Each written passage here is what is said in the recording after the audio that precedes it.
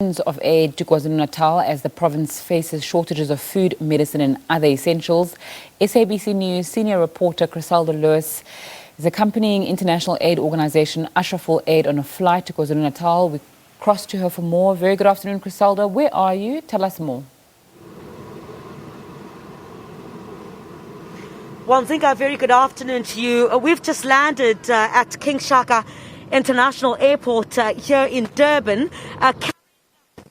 400 tons of essentials which will be distributed to the most vulnerable here in KZN. You would know that for the past couple of days, this province continued to be ravaged by ongoing looting and violence, concerns over the security of citizens in the country, the president of the country also here in KwaZulu-Natal.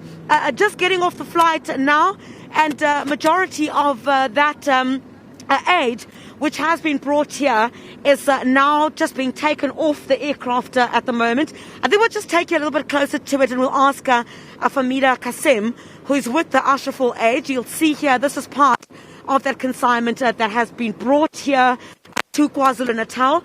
And this flight in Zinga, where you have these essentials aid, just yesterday about 2,000 boxes of baby formula were brought to the province. We understand that there's a dire need for that amongst the essentials, including like the ones that you see of just basic needs like mealie meal as well as oil and rice, just basic necessities, which Ashraful Aid says these packets that you see here in front of me will probably last someone about a week, but there is more aid that is coming. Another aircraft is also expected to come through to the province with other essentials as well. Ashraful Aid says there's been an outpouring of need, of want from a number of communities that are really struggling to make ends meet at this particular point. I'm going to bring her in and she'll join me just here on the side while we stay on that. Very good afternoon. Thank you very much once again for joining us. We've just landed in Durban. And what happens next? We're loading. Where are we off to? Yeah, so once we finished loading, then we're going to go to the home for the elderly. So that's going to be our first point of distribution. And from there, we'd like to make sure that they get the needs. And we'll also be able to see what is the situation also on the ground when we're there in KZN. We have volunteers who are there also on the ground who are going to be assisting us with this whole project.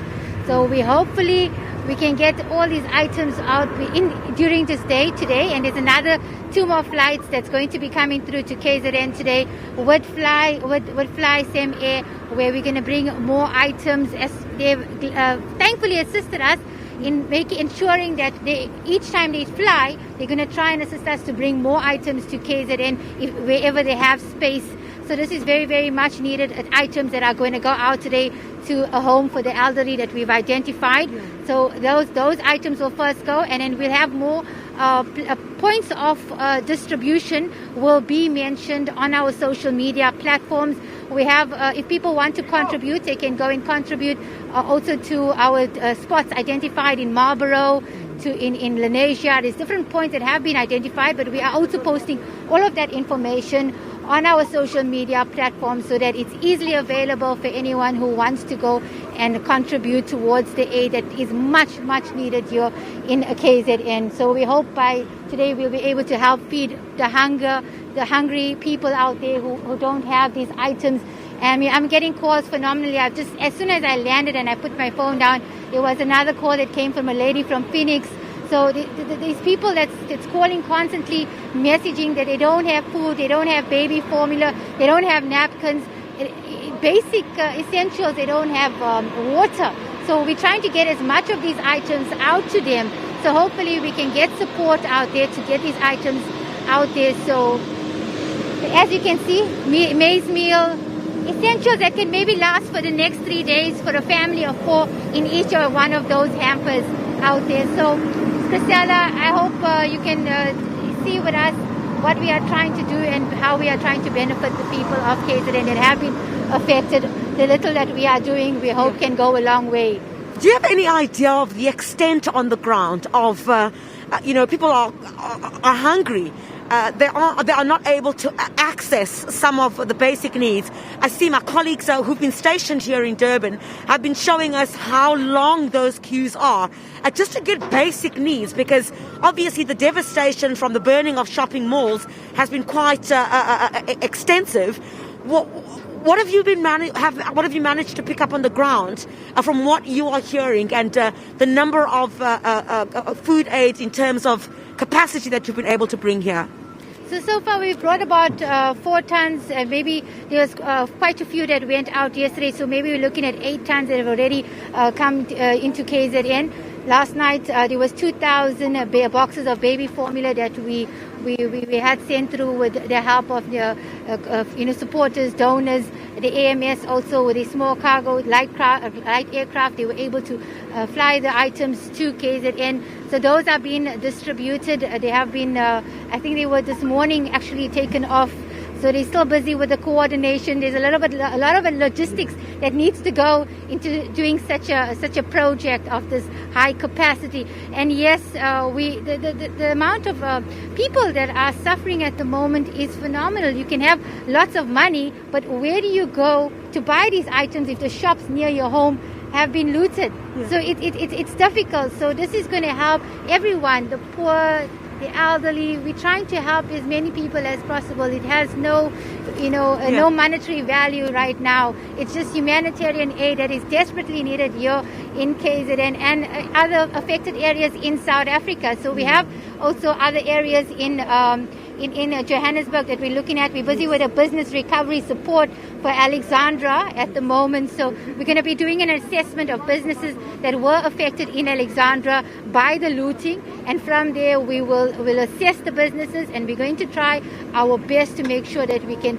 assist these businesses that were affected in Alexandra also at the same time, amid the various projects that we're involved in with, assisting with COVID-19 patients with meals in Lenasia and Lenasia South area, amid also soup feeding projects that we're doing around Johannesburg and other parts of the country.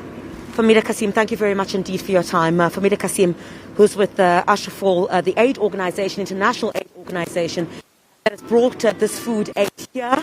And this is, as I indicated, Mzinga, efforts by aid organizations as well as a business to try and assist those who are most vulnerable and are in need of, dire assistance now. Basic necessities, quite a valuable point which she added, that it doesn't matter how much money you have, but where are you going to buy the food?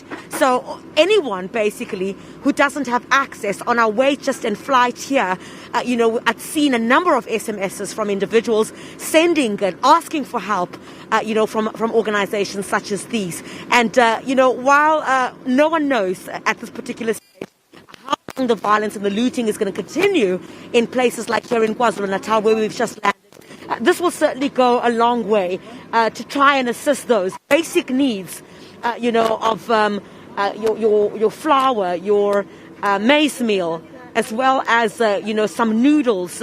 And importantly, some of the baby, let me just show you this, some of the baby nappies. I'm told this is one of the, essentials, a dire need for essentials. I did say to my colleagues a bit earlier on in a crossing that I did that, even baby nappies, that's what is in desperate need here in KwaZulu-Natal. Mothers use pads for their children. And we'll go out into some of these communities. Straight from here, from the airport, we'll possibly go to one of those communities. We'll be back in Johannesburg sometime this afternoon, but we'll try to put a human face to that suffering as we head to one of those old age homes. That's where I understand we'll be going. Chriselda Lewis, thanks so much for that update, giving us an update there on some of the aid relief programs that are taking place as there are intermittent food shortages as a result of the violence and looting there. Now,